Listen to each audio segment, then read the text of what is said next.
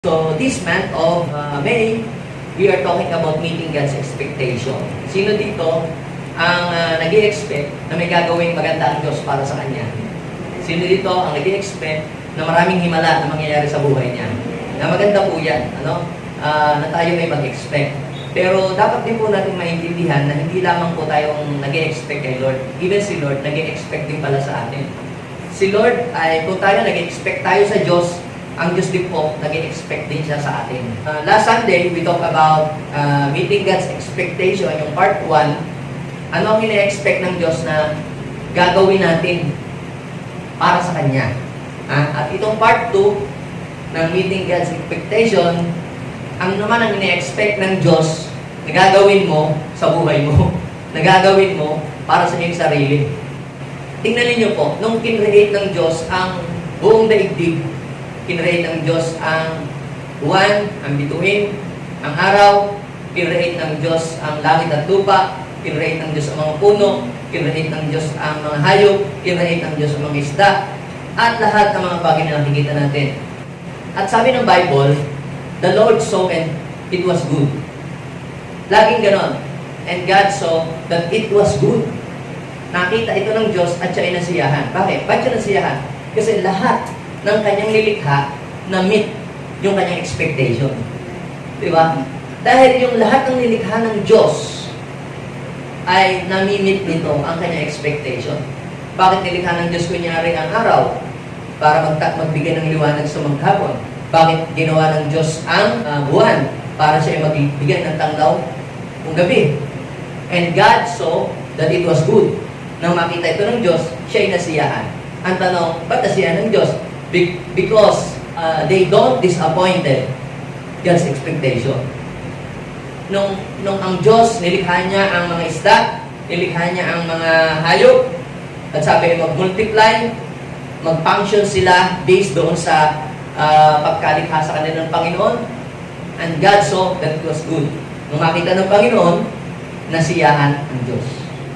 So, lahat ay nakapagbigay ng ayon doon sa ina-expect ng Diyos. And tayo po, kung ang Diyos ay nag-expect doon sa kanyang mga nilikha, na gagawin ng kanyang nilikha at magpapunction siya based doon sa pagkalikha ng Diyos sa kanya, gayon din naman higit ang expectation ng Diyos sa tao. May ina-expect din si Lord na gagawin mo para sa kanya, para sa iyong sarili. And then next Sunday, we'll talk about yung gagawin mo naman para sa iyong kapwa. So let's focus doon sa gagawin natin sa sarili naman natin muna. So samahan po ninyo ako sa Isaiah chapter 5 verse 1 to 4. So kayo po ay may mga Bible, sa inyo pong cellphone, buksan niyo po yung Isaiah chapter 5 verse 1 to 4. Ang sabi po dito, mayroong ubasan ang aking sinta sa libis ng bundok na lupa'y mataba. Kaya ako'y aawit para sa kanya. Hinukay niya ang lupa at inalisan ng bato.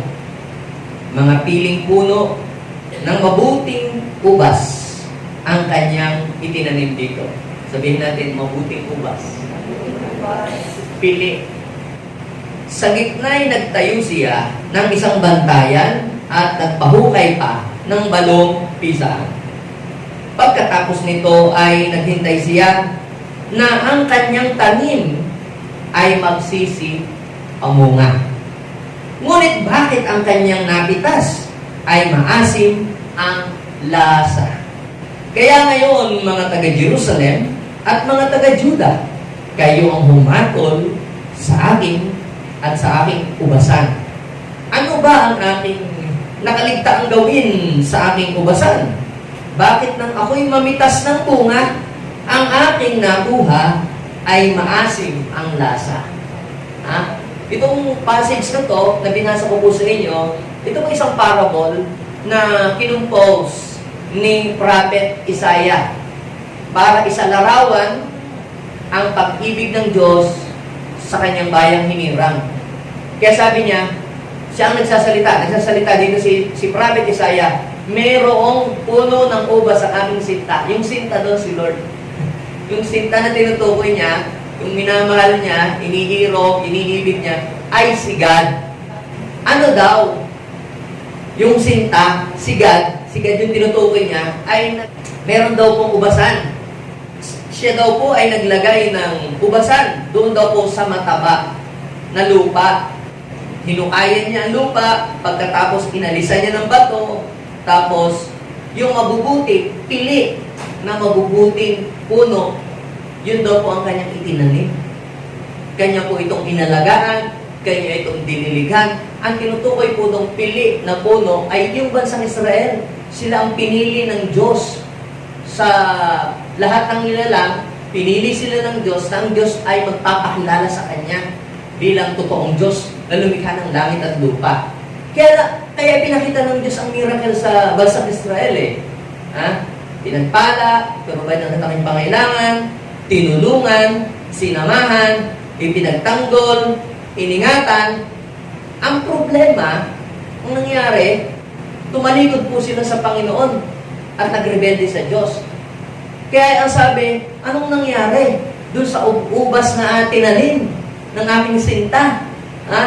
Nung pipitas na ng bunga, hindi masarap yung lasa na napitas niyang ubas. Dinilaga naman niya. Diniligan niya ng mabuti.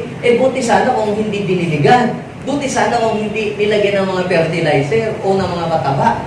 Inalaga ang mabuti. Kaya lang, sa kabila ng lahat ng mga magagandang bagay na ginawa ng Diyos sa bansang Israel, ay pangit ang isinukli ng bansang yun sa Diyos. Kaya sabi dito, pagkatapos ay naghintay siya ng kanyang tanim ay mapagsibunga. Ngunit bakit ang kanyang napitas ay maasim ang lasa? Sabi ng verse 4, ano ba ang aking nakaligtaang gawin sa aking ubasan? Bakit nang ako ay mamitas ng bunga, ang aking nakuha ay maasim ang lasa? So, anong ine-expect niya doon sa kanyang tinanim na ubas? Ano kayang lasa? Masarap, di ba? Kaya lang, na-disappoint siya nung pinitas niya yung ubas, hindi masarap ang lasa. Bakit ang asim? Napaglinhan kaya ito ng buntis? Di ba? Minsan tayo gano'n. Bakit ang asim ng manggang ito? Napaglihinan mo yan. Kasabihan natin. Pero ang totoo, hindi ko napaglihihan yung ubas. Tinutukoy ho yung ubas na maasim. Yung inalagaan, binantayan, ay ang bansang Israel ay tinanim ng Diyos. Na pagkatapos i-provide ng Diyos ang lahat ng pangangailangan niya, pagkatapos silang i-bless at magpakita ng himala ang Diyos, kinalaban ang Diyos, tinalikuran ang Diyos, sinuway ang Diyos, at kinalimutan ang Diyos. Kaya, na-disappoint si Lord. Tanong, ikaw ba ay ubas na matamis ang lasa o maasim ang bunga? Kagating mo yan, katabi mo, ay wag na. Biro lang yun. So, ngayon, ano po ang tatlong pangunahing bagay na ine-expect ng Diyos? What God expects to us as His children. Ano ba ine-expect ng Diyos sa atin, sa iyo at sa akin bilang kanyang anak? Sino dito ang naniniwalang siya ay anak ng Diyos? Yan. Kaliwanag ko sa inyo, bakit ba tayo tinawag na anak ng Diyos? Hindi po tayo talaga totoong anak ng Diyos. Tayo anak ng tatay at nanay natin. Ang tunay na anak ng Diyos ay walang iba kundi ang ating Panginoong Yesus. Siya ang bugtong na anak ng Diyos na lubos na pinalulugdan ng Ama. Pero bakit natin sinasabi, ako'y anak ng Diyos? Anak tayong lahat ng Diyos. Kundi isa lang po talaga ang tunay na anak ng Diyos. Sino? Si Jesus. Pero bakit sinasabi ng mga believers at kiniklaim na sila po ay mga anak ng Diyos?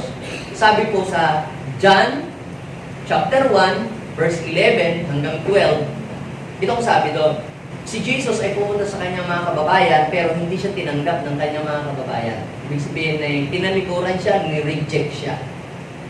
So dahil siya i-reject, pumunta siya doon sa mga tao kung saan ay tanggap siya. Kaya sabi ng verse 12, ngunit ang sino man tumanggap at nanalig sa kanya ay pinagkalooban ng karapatan na maging anak ng Diyos. Sino ditong tumanggap kay Jesus? Nanalig sa Panginoong Jesus bilang kanyang tagapagligtas. Kung ikaw ay tumanggap kay Jesus, nanalig ka kay Jesus, at ikaw ay nagsisi sa iyong mga kasalanan, ng oras na iyon, ikaw ay tinanggap ng Panginoon bilang kanyang anak. Ang tawag doon ay spirit of adoption. Inadapt ka. Ang tunay na anak si Jesus. Pero, dahil kay Jesus, inampun ka. At itinuring ka ding anak kahit hindi ka naman talaga totoo anak. Ang sabi ng Romans, ang Espiritu ang nagpapatotoo kasama ating Espiritu na tayo ay mga anak ng Diyos. At yaman tayo ay mga anak ng Diyos, tayo ay mga tagapagmana. Tagapagmana ng mga kayamanan doon sa langit. So, dito, sa binasa ko po sa inyo, tatlong mahalagang bagay ang aking share sa atin. What God expects as His children. Ano ang ina-expect ng Diyos sa atin, sa iyo at sa akin bilang kanyang anak? Yung iba ay magkakaanak pa lang. Kakaanak pa lang. Yung iba ay may anak na, yung iba may apo. So, nung kayo po ay magkaroon ng first baby, second baby, third baby, fourth baby, 10th baby, nag-expect ba kayo doon sa anak ninyo o wala kayong na-expect na kahit na ano man? Na-expect mo ng iyong anak, paglaki nito, maging matalino siya. Magiging masunurin siya sa iyo. Paglaki nito, ganito siya, mangyayari. Kaya may mga magulang na yung nagre-rebelde ang mga anak, tumatalikod, tapos glalayas, nadidisappoint sila sa kanilang mga expectation. Kung sa bubulakbol, yung pinag-aaral, nagbo-boyfriend agad, nag-aasawa ng maaga, nadidisappoint sila sa kanilang mga expectation. So kung tayo ay nadidisappoint bilang mga magulang, nadidisappoint tayo kapag yung ating mga anak hindi sumusunod, kapag yung ina-expect natin sa kanila hindi nangyayari sa kanilang buhay, no? Nadidisappoint tayo at tayo nalulungkot, i-compare po natin sa damdamin ng Diyos. Sa damdamin ng Diyos patungkol sa atin. Kung hindi natin ma-meet yung expectation ng Diyos, ano kaya ang mararamdaman ng Diyos sa iyo? Kapag hindi mo na-meet yung ina-expect ng Diyos na gagawin mo dapat sa buhay mo. Sabihin mo nga sa iyo katabi, hindi ina-expect ng ni Lord. Nasisirain mo ang buhay mo. Isa pa, sa kabila naman, hindi ina-expect ni Lord na wawasakin mo ang buhay mo. Sino lang ang nag-i-expect na magwawasak ng buhay mo, sisirain ang buhay mo? Si Satan. John chapter 10, verse 10, the devil came to what? To steal, to kill, and destroy. But Jesus came so that you may have life and have it more abundantly. So, ibig sabihin, ang ina-expect ng Diyos, sa iyo ang buhay mo gaganda. Tayong lahat, mga kapatid, ay binigyan ni God ng free will or freedom to choose. Binigyan tayo ng katalinuhan. Alam niyo siguro, di niya tayo ginawang robot. Binigyan tayo ng common sense para magdesisyon ng maayos. Tapos, yung Word of God, tinuturo pa sa atin para lalong maging maganda yung magiging desisyon natin sa ating buhay. Kaya nagiging problema, kaya hindi nagiging maayos. Kasi nga, mas pinapalaw natin, ino-obey natin yung sarili nating gusto, hindi yung gusto ng Panginoon. Okay, now, number one, God expects that you will grow spiritually as His children. Bilang anak ng Panginoon, ine-expect ng Diyos that you and I will grow spiritually as His children. Nung tumanggap ka kay Jesus, as your Lord and personal Savior, sinurrender mo ang iyong buhay sa Kanya, nagsisi ka sa iyong mga pagkakamali sa buhay at nagawang mga pagkukulang, that moment, tinanggap ka niya bilang kanyang anak. Spiritual na anak, spiritual children of God. Ngayon, natatapos ba ang lahat doon? Hindi natatapos ang lahat. At tinanggap ko na si Jesus, my Lord, personal Savior. Yes, pupunta na ako sa langit pag namatay. Hindi ganoon. Hindi hanggang doon lang yung expectation ng Diyos. Ang ina-expect ng Diyos sa iyo, you will grow. Yung iba ay tumatanda lang. Ikaw ba ay tumatanda lang o talagang nag-grow ka ba talaga? Hindi lang tayo ipinanganak dito sa mundo ng tumanda lang, pero hindi tayo nag-grow. Hindi tayo natuto. Hindi tayo nag-improve sa ating buhay. So, ina-expect ng Lord sa iyo at sa akin, matapos mong tumanggap sa Kanya bilang Panginoon sa hindi ka magligtas, you will grow spiritually. Hindi ka magiging bonsai Ha? Kung kayo po ay nagtanim, halimbawa, ng puno ng mangga o puno ng halaman o kung anumang puno, ha? Anong ina-expect ninyo sa punong inyo pong itinanim? Ba't yung po ito dinidiligan? Yung pong punong yan ay lalaki. Ba't kayo nagtanim ng mga puno-puno doon sa mga gilid ng inyong bahay? Anong ina-expect ninyo? Ina-expect ninyo yung mga punong yan, kanya laging dinidiligan para hindi mamatay, para tumubo yan at pagdating ng panahon, magbibigay yan ng lilim sa inyong bahay na para hindi kayo mainitan. Oh. Pero kung yung punong yun hindi naman lumalaki, baka may miss ka doon sa puno, napapagod ka lang doon sa puno, dilig ka ng dilig, pero parang walang nangyayari, hindi yata nadadagdagan man lang ang dahon. Now, ano po ang point? Tayo din, ina-expect ng Diyos, matapos mo siyang tanggapin bilang Panginoon sa hindi ka pagligtas, you will grow spiritually. Madadagdagan ang iyong kaalaman patungkol sa Kanya, lalago ang iyong pagkilala sa Diyos, at mag-i-increase yung iyong knowledge about Christ. You will grow spiritually, ikaw ay magiging mature sa iyong pananampalataya. Ako nung una akong makakilala pa sa Panginoon, hindi naman agad ako bago agad. Yes. Ang kaligtasan, madaling matanggap, madali po itong matanggap. Ang kaligtasan, madali itong tanggapin. Yes. Pag tinanggap mo si Jesus, nagsisi ka ng taos puso bilang ikaw na makasalanay, sinurrender mo yung buhay sa Kanya. Ikaw ay ligtas, ikaw ay papatawarin agad ng Panginoon kung ikaw ay magsisi. At kung malagutan ka ng hinig, diretso ka agad sa langit. Yun kung totoo ang iyong pagsisisi. Yun kabilis. Pero yung pagbabago ng ugali is a process. Proseso ho yung parang katulad ng palayok na talagang hinuhulma. Kaya sabi ko nga po, nakakilala ko sa Panginoon, ako'y na-born again. Tinanggap ko si Jesus. Ako ba'y nagsisi? Yes, totoo po ako nagsisi.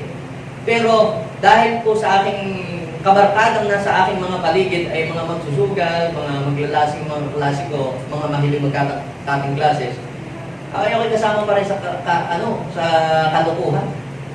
Sabi ko sa inyo, dadala pa nga ako ng baraha doon sa school eh.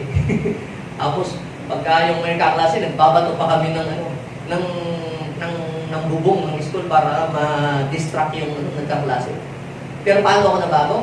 Nang kami ho ay kinumpront kami, yung mga naluko sa school, kinumpront mo ng teacher.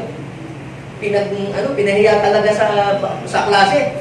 Gumagawa ng kalokohan. At ikaw naman, Cleo, nakapag-born again ka pa, puro ka naman kalokohan ang ginagawa. Para ko akong binuhusan ng malamig na tubig, para ako rin natauhan. Yun, yun ho yung isang naging turning point sa buhay ko para mabuhin ko ang aking sarili.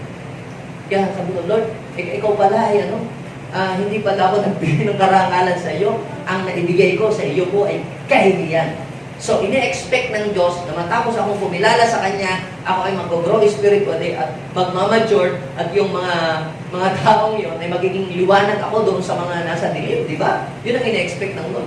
Kaya lamang, na-disappoint si Lord sa akin that time. Dahil nga, yes, tumanggap ako sa Kanya, pero hindi naman nababago ang aking ugali. Dahil sa aking pagpapatuloy sa Panginoon, nag-aral ako ng salita ng Diyos, umattend ako ng mga Sunday school, umattend ako ng mga gatherings, ng youth event. At napansin ko, mga kapatid, habang ako ay nalalapit sa gawain ng Diyos, habang ako ay nalalapit doon sa mga gawain ng Panginoon, sumasama na ako doon sa mga nag-outreach, kasi ganun din nangyayari sa amin nun, sa Isla Verde. May Sunday service umaga, tapos sa hapon, umahayok kami, pumunta kami sa mga bahay, ng mga kapatiran, nagsishare kami ng Word of God, nag-encourage. At kapapakinig ko ng kapapakinig, tumatanim sa akin ng salita ng Diyos, at unti-unti, nawawala na yung mga kalukuhan sa aking isip at napapalitan ng banal na pagkatakot sa Diyos. Kaya, nakita ko po na doon nagkaroon ng pagbabago sa aking buhay. Now, yun yung nangyari sa akin nung napahiya, ako'y first year. Nung ako'y third year high school, ngayon, nag-e-exam po. Nag-e-exam yung teacher namin sa math. Habang nag-e-exam, di tayo tahimik lahat. Ngayon, pinuri niya yung lahat ng mga estudyante niya na mga behave. Pinuri yung first honor, ako rin mo ay pinuri. Sa inyong mga lalaki, ang pinakamabait dito sa inyo si Cleo. Nakala lang niya yun. Tapos sabi ng mga class ko, kasi po, born again po yan. Ay, kaya pala. Sabi ko, Lord, ibig sabihin, meron nang nakitang pagbabago sa aming buhay. At yun ang ina-expect ng Panginoon na matapos ko siyang tanggapin, my life will grow spiritually. Ano pong ibig ko sabihin na growing spiritually? Yung ikaw ba ay nagmamature? Alam niyo po ang mga bata? Yung mga bata, ano yan? Yung wala siyang pakialam. Yung pag mayroong gusto at hindi na ibigay, nagwawala. Pero, iniintindi mo. Bakit? Bata kasi eh. Minsan yung bata, pupunta ka sa isang bahay, tapos basta na lang namamalo. Iniintindi mo siya kasi bata. Minsan, pag mayroong hinihingi, tapos hindi na ibibigay ang gusto, nagwawala. Bata. Ang ginagawa mo, iniintindi mo. Pero, kung yan ay 30 taon na, at ganun ang ginagawa, namamalo. Umiiyak pag hindi na ibigay ang gusto, mukhang there is something wrong with him. Kung hindi bonjing, baka may sayad. Nakuha po ba ninyo? Now, what is the point? Kinakailangan, ang ating may character ay lumebel sa ating edad. Kung tayo ay bago sa pananampalataya, natural na madami pa natin hindi alam sa salita ng Diyos. Natural na pagdating sa pananampalataya, hindi pa tayo ganun katibay, bago pa lang tayo. Pero habang tumatagal ka lang, nakakarinig ka na nakakarinig na salita ng Diyos, 3 taon ka na, 5 taon ka na, 10 taon ka na, dapat mas matured ka doon sa 1 buwan pa lamang na umaattend. Ako po galing yung ibig sabihin? Yes. Baka naman mas tampuhin pa yung 10 taon na nasa church kaysa doon sa bago. Kasi ganito. Siya pa yung nagpapasensya. Ano nga ibig sabihin ng mature? Ito yan eh. Dati, ang mga immature, sila lagi yung inuunawa mo. Sila yung iniintindi mo. Ang mga mature, sila na yung nakakaunawa na, nakakaintindi. At ang mga mature, sila yung malawak na ang kanilang kaisipan. So, hindi sila nakapokus sa sarili nila, kundi sila yung nakapokus na doon sa kung ano yung mabuti at nakakalugod sa Diyos. Ang mga immature person, mga immature spiritually, sa kanya lang sarili lagi nakatuon yung para sa kanya. Ano ba, magpupunta ka sa church, nung bago pa, ang iniisip ko, ano ba makukuha ko riyan? Ano ba tatanggap ko riyan? Puro riyan, no? Yung ano makukuha ko? Ano mapapala ko? Yan. Immature ka pa pag ganoon ka. Pero pag nag-grow ka na pala, spiritually, nababago rin ang iyong isip. Paano ka makakatulong? Paano ka maging kabahagi? Gano'n ka na. Ano yung pwede kong gawin para maging maayos ang lahat? Pero kung hindi ka pa nag-grow spiritually, lahat ang focus ay sa iyo. Dapat ako tinutulungan. Dapat ako ay laging pinuunawa, iniintindi. Pero pag ikaw ay nag-grow na, mapapansin niyo po, lagi mo nang iniisip paano ka magiging katulong, paano ka makikitang blessing sa ibang tao. So yan ang ina-expect ng Diyos, that you will grow spiritually. Si Jesus, tinuruan niya ang kanyang mga disciples sa loob ng 3 taon. Talagang day and night, tinuturuan lahat ng mga natutunan ni Jesus, tinuro sa kanyang mga alagad. Pagdating sa faith, grabe ang mga demonstration ni Jesus, grabe yung mga pinapakita ng Lord para lang ma-develop ang faith sa kanila at mag-grow sila sa faith. Isang araw, nung si Jesus po ipababa from Mount of Olive, pababa siya, sama yung si Peter, si John, at saka si James. Nagkakagulo po yung mga tao habang nakapaligid doon sa siyam na yung mga alagad. Yan po ay makikita nyo sa Mark chapter 9 verse 19. Nagkakagulo po sila, nagtatalo-talo. Ay ngayon, nagulat si Jesus, ba't nagkakagulo yung mga tao? Tapos, yung kanyang mga siyam na alagad ay involved. Imagine, ito po, kapag po tayo ay nagmamature na sa Panginoon, hindi na po tayo nag-engage dapat sa mga debate.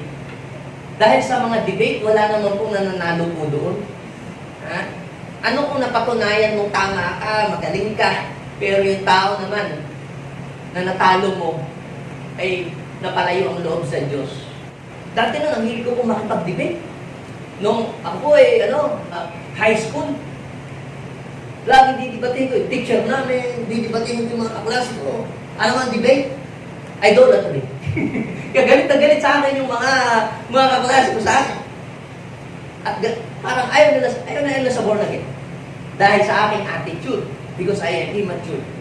Pero ako'y nag-grow na, ako'y college na, hindi na po yun ang aking strategy. Ang strategy ko na po ay more on love, more on understanding, more on building relationship to them. At mas marami po akong naakay sa Panginoon nung ako'y college kaysa nung po ako'y high school. Ano pong pinagkaiba? Dahil ako po ay nag-grow na, napapansin mo nag-grow na ako spiritually. At mas marami akong naakay sa Panginoon nung ako'y nagpapastor na. At nung ako'y nagiging reverend na. Hindi na yung mga bata ang aking na we win the Lord, pati mga pastors. So ano pong ibig kong sabihin doon? Kapag ikaw ay nag-grow spiritually, you will become a blessing to many. Sabihin mo nga sa iyong katabi, when you grow spiritually, you will become a blessing to many. Why? Kasi ganito yan. Pag hindi ka pa nag-grow, pag hindi ka nakamayan, lagi ka nagtatampo. Pag hindi ka nabati, ay hindi naman ka. Ganun ang mga baby pa kasi. Ang focus ng mga immature people sa kanya lang sarili. Di ba? Pero habang nag-grow ka, naunawaan mo na. Naiintindihan mo na, nagkakaroon ka na, siguro marami siyang iniisip. Siguro kaya hindi ako nakamayan, siguro hindi ako napansin. Ganun na, ang dami iniisip niya na mga positibong bagay na niya iniisip. Palagi. So, magiging blessing ka lang sa maraming tao kapag ikaw ay nag-grow spiritually. Pero pag hindi ka nag-grow spiritually, you will become a problem. Pwedeng sa bahay mo, pasaway ka. Pwedeng sa church mo, pasaway ka rin. Kasi hindi ka nag-grow spiritually. Kinakailangan sila mag-ingat sa mga pagbibiro. Kailangan mag-ingat sila sa mga lalabas na salita sa kanilang bibig. Maghahanap pa sila ng mga magagandang salita sa Google na kanilang babanggitin. Ang hirap ng gano'n. Dahil pagka nagsalita sila ng isang salita, meron silang kasamahan na madaling magtatampo. Nasubukan nyo na bang makaroon kahabil ng mga taong gano'n? Ingat na ingat kang magsasalita dahil pagka may nasabi kang salita, magtatampo na. Hindi na yung kikibuyong, hindi na iimig sa iyo. Yun po ay sign ng hindi pa nag-grow spiritually ang isang tao. Pero, yung pong mga nag-grow na spiritually, ang sarap na kasama ng mga yan. Pag may problema ka, ipag-pray ka ng mga yan, i-encourage ka. Yung mga immature, pag may problema ka, i-mamarites ka. Pag nag-open ka ng mga confidential matter, i-aanaw sa buong mundo. Pero pagka ikaw ay nag-open ng problema mo, personal problem, sa isang mature, yung mature pag confidential, sa kanya lang yun, hindi pinag-iingan. So, ibig sabihin, pag ikaw is spiritually mature, you will become a blessing to many people. So, anong nangyari sa Mark? Mark chapter 9, verse 19. Bakit nagkakagulo? Kasi, may dinala po kasi kaming poses. Hindi mapalayas ng inyong mga alagad. Sabi ng tatay, ng anak, nung may sabi. Sabi ni Jesus sa verse 19, mga lahing walang pananampalataya, hanggang kailan ko kayo pagtitiisan? Para si Jesus, parang nainis na rin doon sa kanyang mga disipulo. 3 years ko kayong tinuruan, hanggang ngayon, di pa rin kayo natututo, di pa rin kayo nagmamature. Gusto niyo makipagdebate, gusto niyo lagi makipagtalo sa iba. Hindi ganyan ang approach. Sabi ng Panginoong Jesus, hanggang kailan ko kayo pagtitiisan? Ibig sabihin, ang ini-expect ni Jesus, sa 3 taon na kanyang pagtuturo sa kanyang mga alagad, mag-grow sila spiritually. Mag-grow sila sa kanilang mga pananampalataya. Hebrew chapter 5, verse 12 to 13.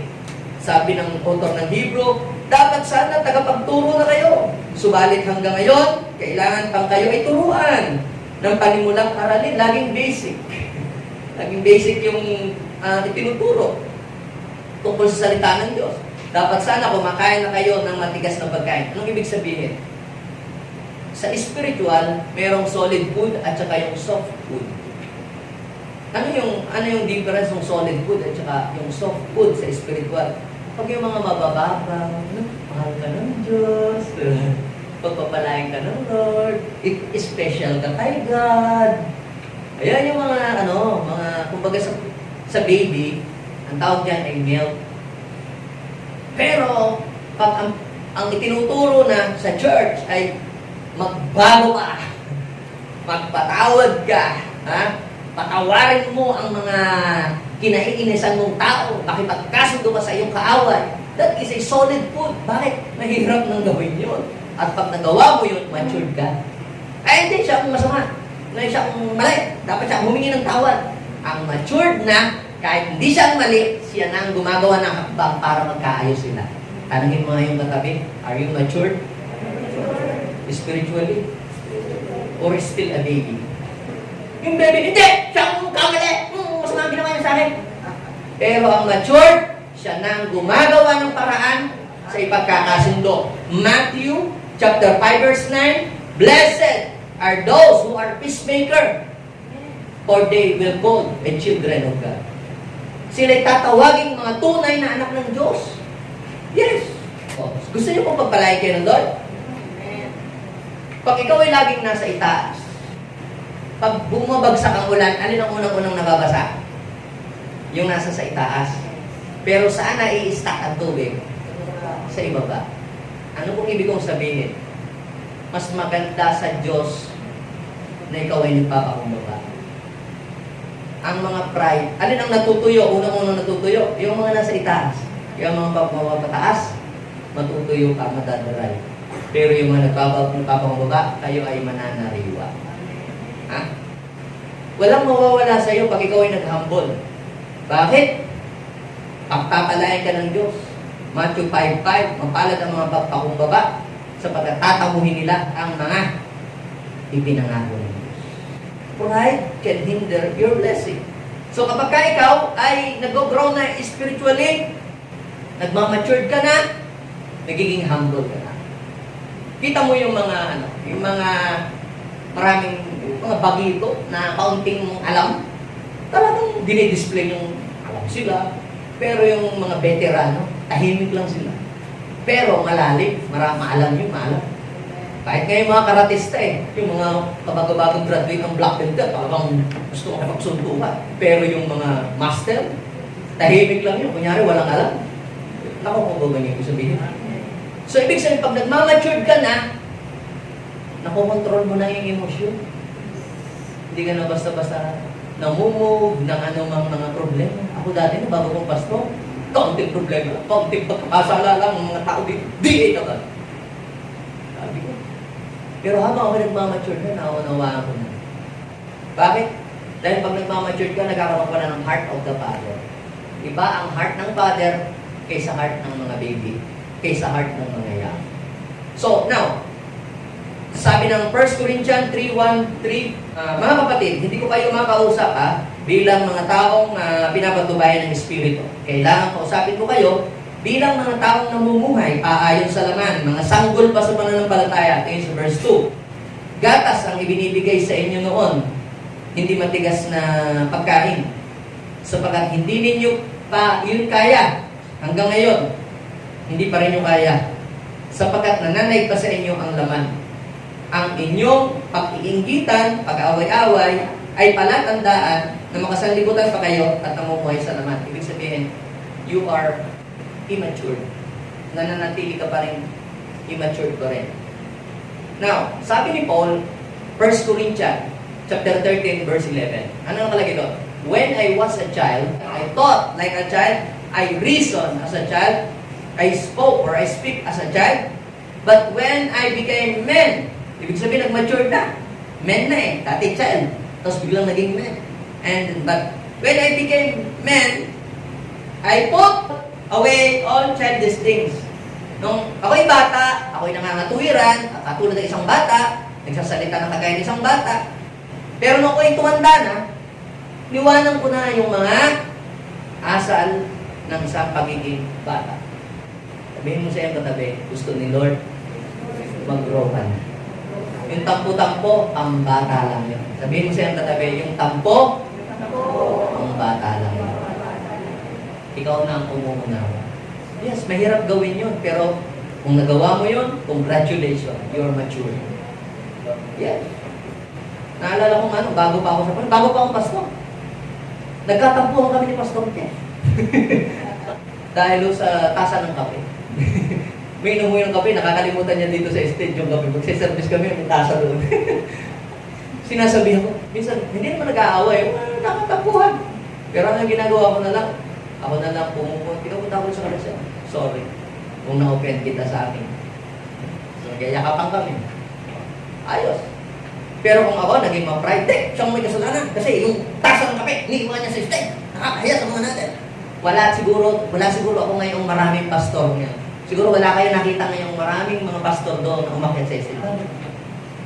Dahil I cannot convince those people to become mature in Christ if I am still immature. Hanggang doon lang yung radius na maaabot mo. Pero pag ikaw pala nagmamature na, hindi lang mga bata ang iyong mawiwin. Dati nung puro bata lang aking nawiwin eh.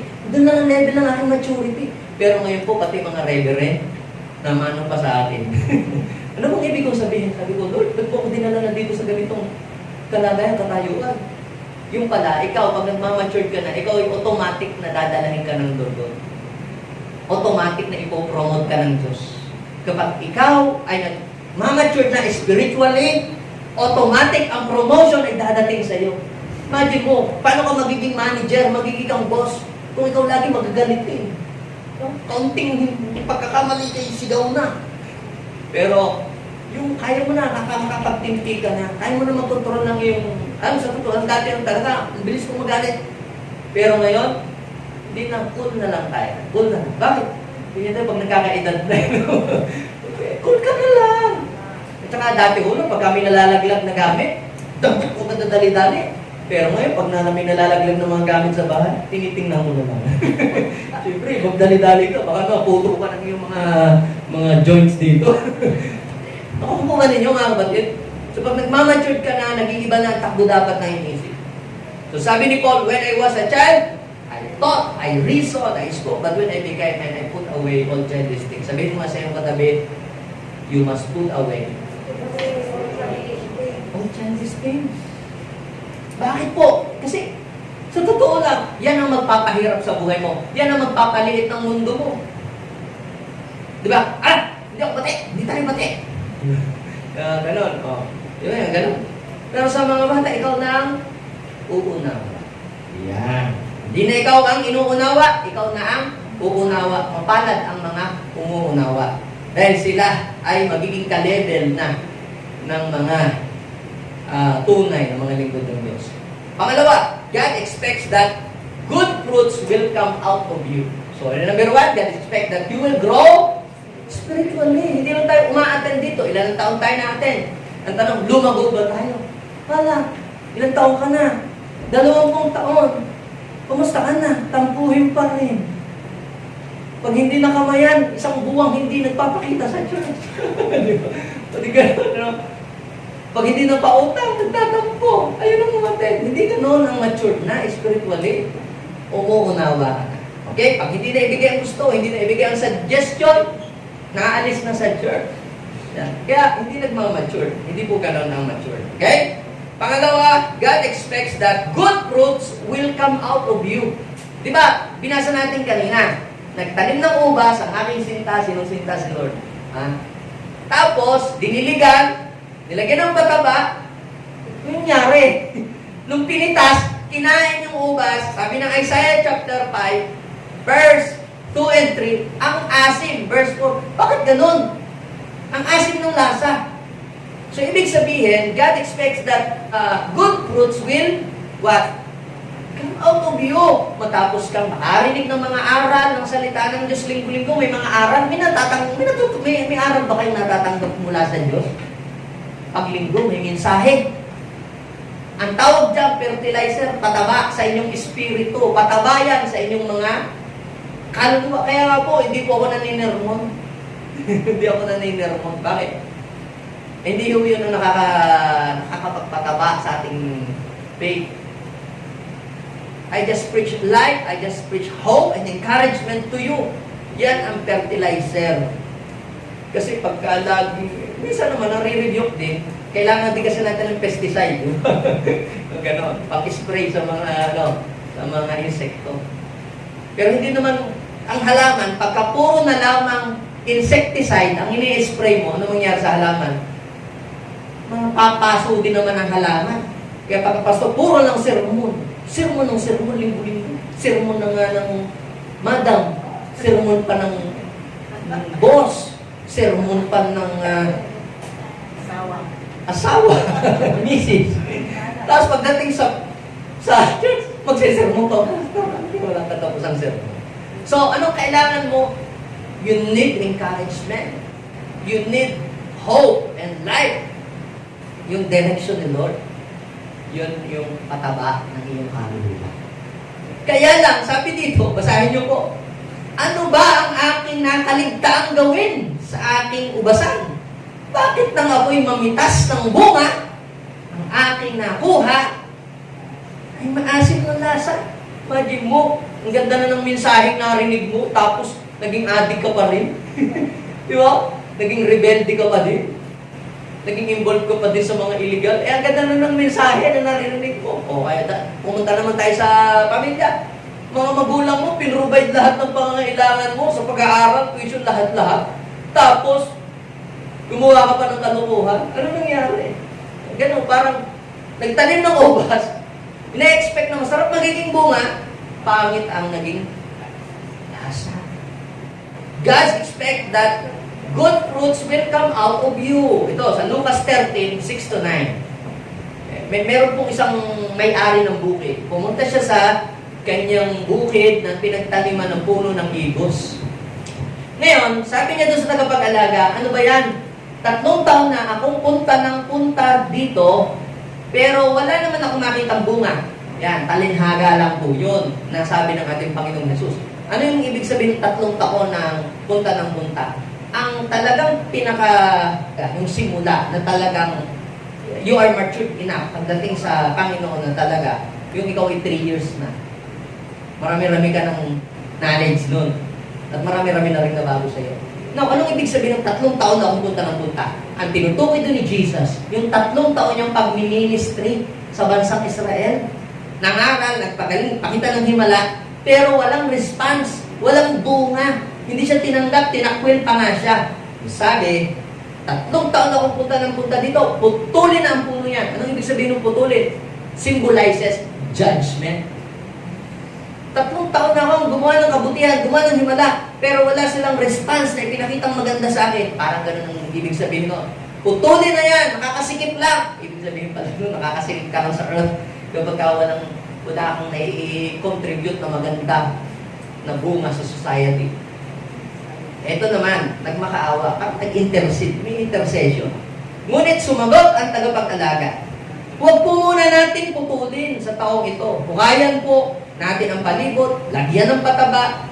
Kung mamunga ito sa darating na taon, mabuti. Ngunit kung hindi, putulin na.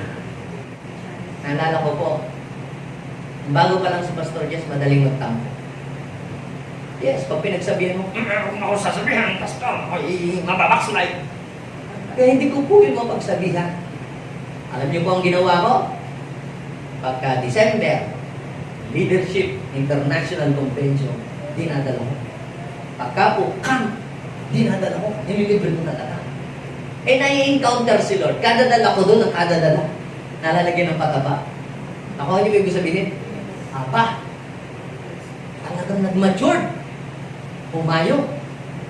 At ngayon, nakapag-produce ng maraming pastor. At ngayon po, naging reverend na rin siya. Ano po, ibig ko sabihin? Namunga. May magandang bunga. So, yun po ang ibig sabihin na good fruits will come out. Tinuturo sa atin na tayo po, nung kinilala natin si Jesus, kailangan na ang nalabas na sa ating bibig ay mga magagandang salita. Di ba? Ganun, no? Because out of the abundance of the heart, the mouth speak. Then, ano ba yung sasabi natin? About that, life and death is in the power of our tongue. Dinarinig natin yan. Kung matapos mong marinig yung mga ganong preaching, tapos pag uwi nyo sa imbahay, mura ka pa rin ng mura, puro sumpang, alam ba sa inyo, wala kayo, wala ganito, kaya ano kayo lang. Di ba? Ganon. Ibig sabihin niyan, ka-attend mo ng ka-attend, ang nangyari, diniligan ka ng diniligan, tapos hindi pa rin naging maganda ang naging resulta sa iyo. So God expects that each of us, kada dalo natin ang kada dalo, isang araw, may mababago sa atin. Yes. Palapang natin siguro. Sayang naman yung pagpunta natin dito, sayang yung ating gas, sayang ating oras, sayang kung walang mababago sa atin kahit karampot. Yes. Hindi tayo parehas na yung gaano kabilis na mabago. Yung iba madaling mabago sila agad. Yung iba naman ay medyo slow. Yung iba naman super tagal. Yung importante, may nababago. Tatanong ko po kayo, pamula nung makakilala kayo kay Lord, tapos hanggang ngayon, may nabago ba sa inyo? Yan. Ilang porsyento na ba? O ganun. Ang pagbabago sa buhay natin para yung puno. Pero dapat ay may nababago sa ating buhay. Dapat talaga may mabago. Dapat may magandang mangyari para sa atin. Nagiging mabuting tao tayo, nagiging good citizen tayo kasi yun yung tinuturo sa atin. Ikaw, magulang, nanay, tatay, tinuturuan mo bang mangloko ng kapwa ang iyong anak?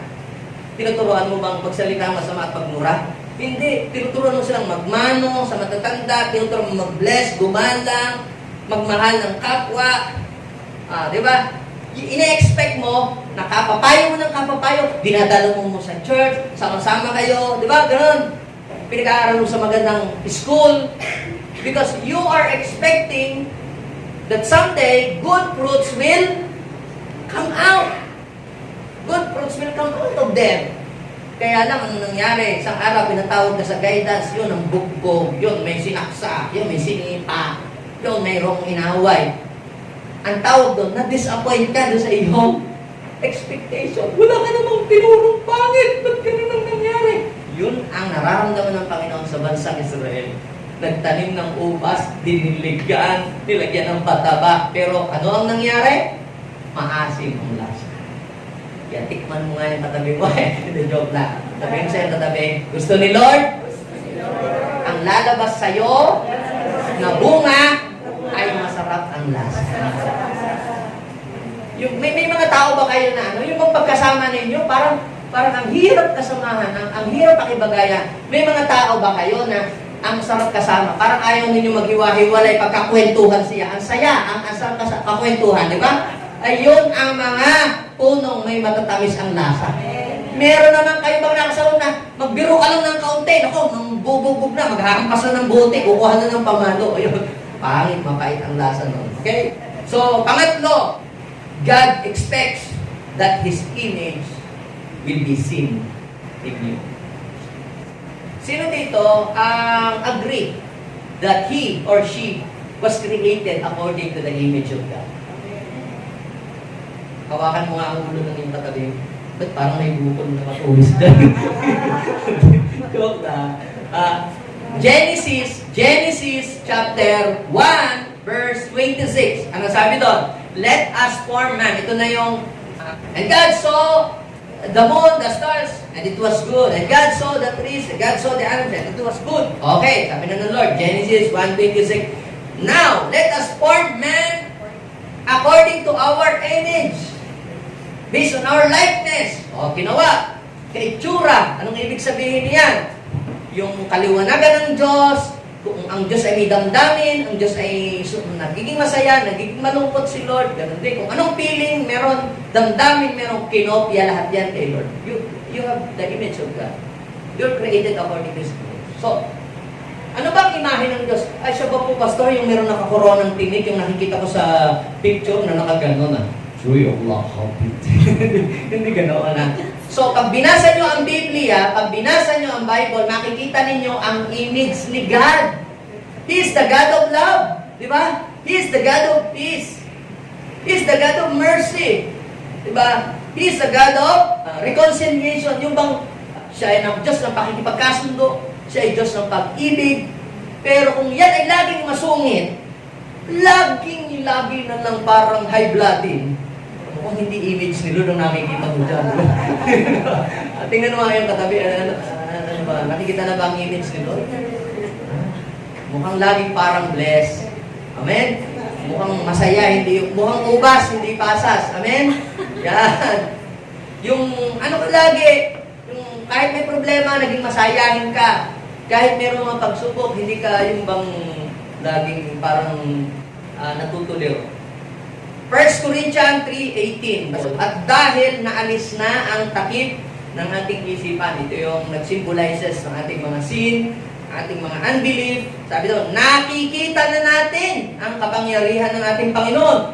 At ang kapangyarihan ito ay mula sa Panginoon na siyang banal na Espiritu na siyang bumabago sa atin hanggang tayo'y maging katulad niya. So nung tayo pala po ay tumanggap kay Jesus, meron din binigay siya sa atin na Holy Spirit. Yung Holy Spirit yun yung nagkukonvict kahit wala ang pastor. Alam niyo po, minsan may nagtatanong sa, Pastor, ano po bang bawal sa church mo? Ano po ba ang bawal? Sabi ko dito, pinag-uusapan namin, hindi yung hindi pwede. Ang pinag-uusapan namin kung ano yung pwede. Ha? At saka, hindi ko kinakailangan magsabi sa inyo, bawal yan, bawal yun, bawal ito, bawal yun, bawal ng simamot, bawal ng lugar. Ang Holy Spirit na nasa inyo, yan ang magre-remind kahit nasaan ka. Siya ang magsasabi, oy, anak, mali yan ginagawa mo. Siya ang magre-reveal sa'yo, anak, makakasira yan sa templo mo. May holy conviction sa puso mo, sa loob mo. At tawag yun, may konsensya ka. Na alam mo, magsasabi sa'yo, magre-ring sa utak mong mali yun. Kaya nga lang, di siyempre ayaw natin pakinggan yung small voice kung gusto pa rin natin ang narinig. Pero sinasabi sa atin ng Holy Spirit palagi yan. Merong pangungusap lagi, nangungusap yan lagi sa puso natin. Imposible namang hindi. Ba't ka nandirito ngayon? Nangusap ang Holy Spirit sa iyo na umattend ka ngayon. Hindi si Taning ang dahilan kaya nandito ka. Yung pag-absent ka. Pero pag nandito ka, ang Holy Spirit nagsalita sa iyo na dumalo ka. Ha? Nangusap sa iyo, ang nasunod siya. Oh. Pasensya ka na, Pastor, napasarap ang tulog ko kasi malamig ang panahon. So, hindi ang Holy Spirit ang iyong pinakinggan. Yung katawan mo, tinig ng iyong katawan. Pero, ang sabi ng Holy Spirit sa iyo, attend ka. Yung gusto, parang nahihila sa'yo. Tapos minsan, di ba, yung sana mag-Sunday uli, para maka-attend uli. Di ba, may gano'n, parang nag-excited ka. Ang Holy Spirit, kinukumbit yung puso mo. Kaya hindi na natin kailangan na lagi kang babantayan ka. Ano ba ginagawa niya? Ikaw na dapat, bantayan ko siya 24 hours a day. Hindi mo gano'n. Ako bilang pastor ninyo, magpapaalala, inaaralan ko kayo? Sinong magbabantay? Yung salita, aral na aking ibinahagi sa inyo, enough para maging bantay ninyo. Hindi ako yung laging ni-scroll ko aking Facebook. Ano ba? Saan ko pumunta si sister ganito? Saan ko siya pumunta? Ano ba ginagawa? Hindi ko trabaho yun! Diba? Pulis ako, pulis. Hindi gano'n. Hindi ko pinagtitingnan nga yung mga post. I am just praying, Lord, i-bless mo po ang pamilyang Reyes, i-bless mo po ang pamilyang saman silang dulo, kahit kung gumabay sa kanya, bilis niyo po mga Jew, family, ang mga anak mo silang mga buong angkat. Gano'n lang. Ano babagay ako? Teka, saan ba siya na ito? Tingnan ko nga sa location. Ano ba? That is not my business. Kahit sa anak natin, di ba? Hindi mo kayang bantay ng anak mo 24 hours a day. Pero kapag inilip mo sa Lord, sa Holy Spirit, siya ang bahala, hindi ka papagod. May kibantay ng bantay kung saan pumupunta yung anak mo, kung saan. Napapagod ka niyan. Wala kang kayapaan, wala kang kahingahan. Diba sabi, cast all your care in the Lord, for He cares for you. God expects that His image will be seen in you. Ano ba tingnan nyo? Pag kami yung nagkakamali, yung ikaw ay puro husga, puro hatol, that is not Christ's image. Lord, magpapababa na kayo ng apoy. Ayaw kayong tanggapin. Diba? Judgment ako. Liling-duling kayo kasi kayo yung mga masasama. Ganun ba si Lord?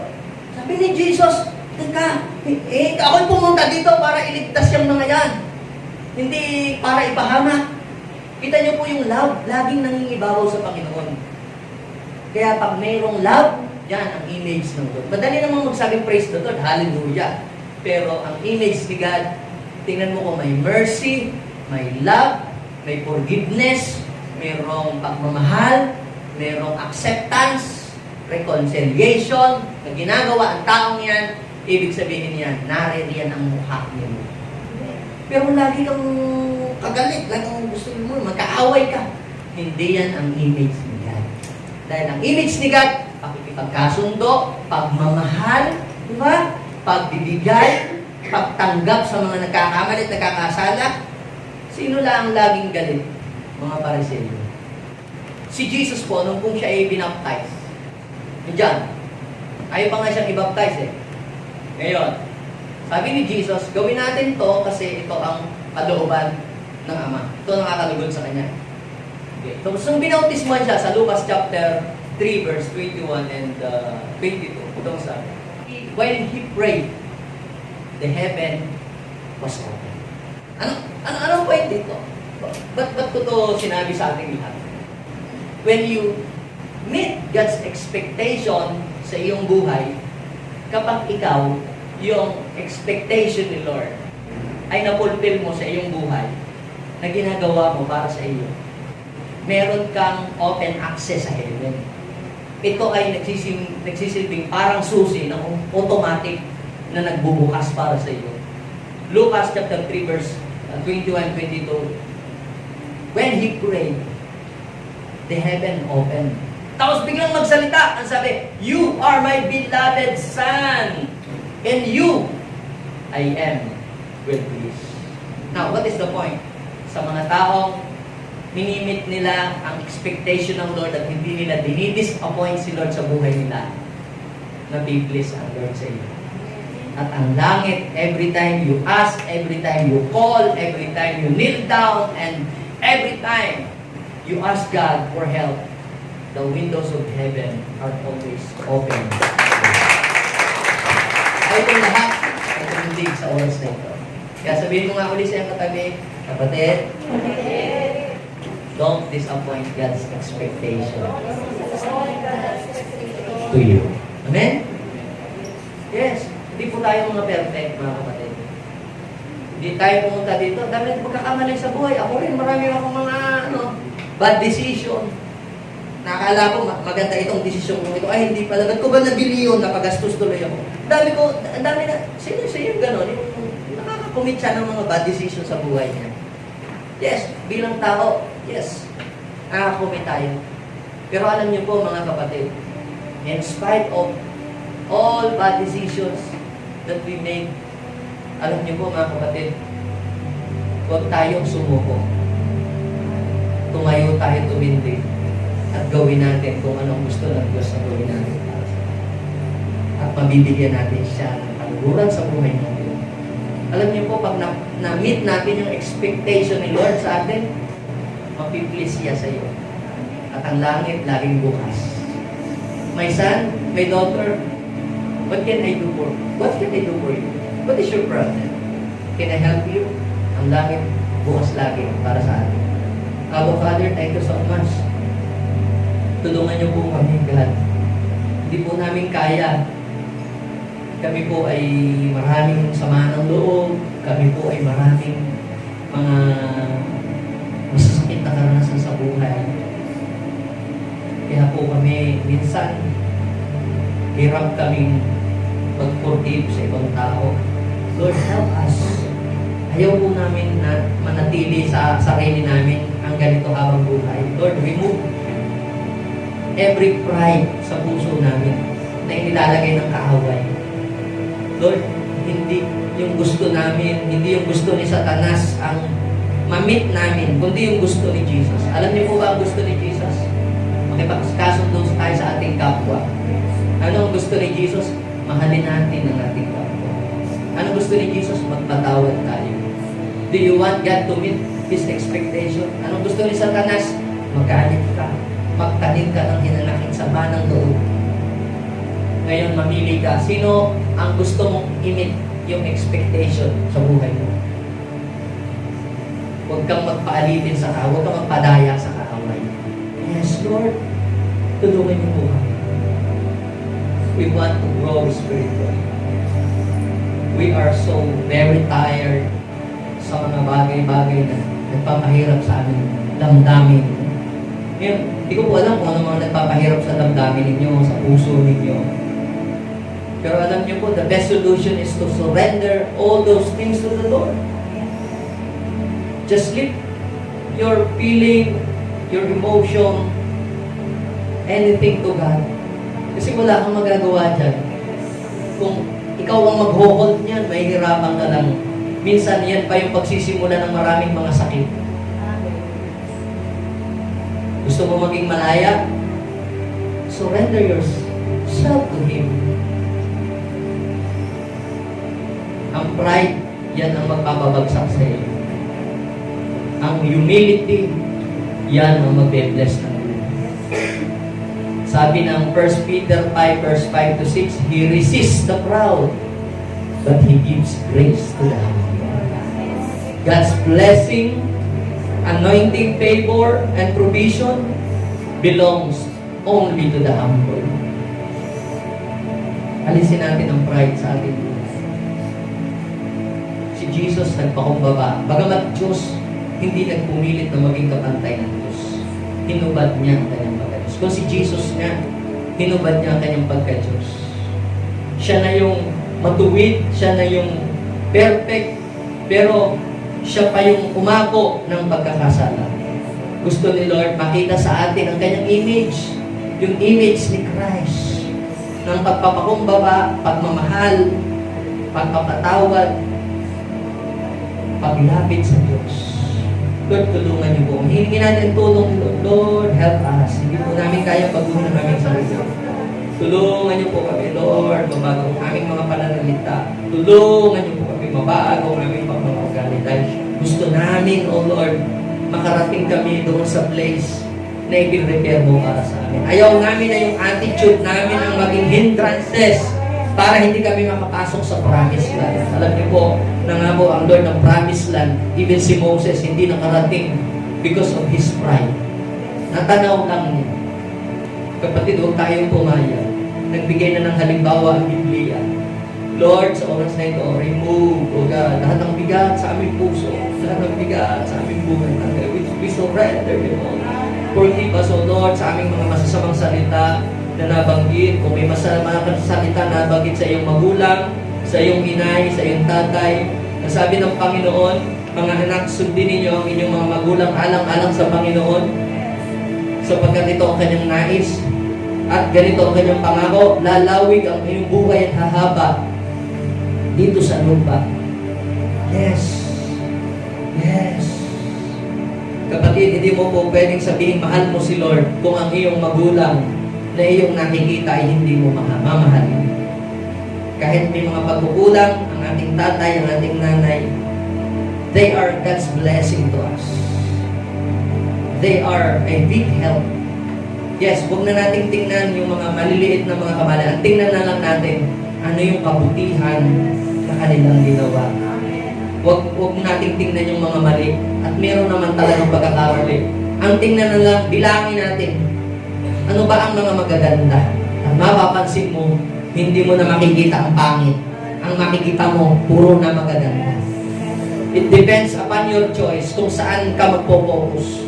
Kapatid, pumokus ka sa mga gawa ng Diyos. Pumokus ka doon sa gawa ng Panginoon, hindi sa gawa ng kaaway.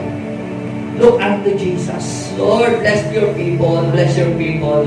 Kahabagan mo kami, Panginoon. Lord, huwag mo kaming putulin, kagaya ng sanga ng ubas. Lord, ilayo mo sa amin ang judgment. Kung kami po, Panginoon, hindi nakapag-produce, Panginoon, ng matamis na bunga, bagamat matagal na kaming dumadalo, matagal na kami nakakarinig ng salita ng Diyos, pero minsan maasim, Lord, ang aming napoproduce na fruit. Panginoon, forgive us, Lord. Because of our weaknesses, hirap po, Panginoon, na minsan ang gawin kung ano ang nakakadugod sa iyo. Dahil minsan, nadadala kami ng aming emosyon, ng aming damdamin, Lord. Forgive us, forgive us. Help us, Holy Spirit, kailangan makakatulong sa amin para kami ay mabago at maayos ang buhay. Pwede po bang imbitahan natin ang Lord? Sabihin natin, Panginoong Jesus, sa oras na ito, ako po ay lumalapit sa iyo. Kailangan kita. Please, Lord, i-repair mo ang puso ko. Kapatid, ikaw nakakaalam kung ano yung dapat i-repair sa heart ko. Kung ano man yun, kung may galit, may tampo, hinang sama ng loob. Sige, Lord, i-repair mo po. Ayoko po dito. Ayoko po dito, nararamdaman ko po, Lord. Hindi ito ikaw. Hindi ka ganito, Lord. Fill my heart with love, with compassion. understanding. Lord, sa oras na ito, Lord, ikaw ang maghari sa aking puso. Tinatakwin ko po ang galit, ang sama ng loob, at inaanyayahan ko ang pagmamahal ng Banal na Espiritu Santo. Siyang maghari sa puso ko. Panginoon, makita sa akin ang iyong larawan. Sino mang tumingin sa akin, Lord, sila ay ma-amaze sapagkat hindi na yung dating ako ang nakikita, kundi ikaw ang nakikita sa buhay. Maraming salamat. In Jesus' name, Amen. Ako na lang pray. Bless your people, O God, today. Hayaan mo po, Lord, na ang iyong mga anak, sa mga darating na panahon, Lord, meron kang mapipitas na masarap na bunga mula sa kanila. Makikita sa kanila ang larawan ni Jesus.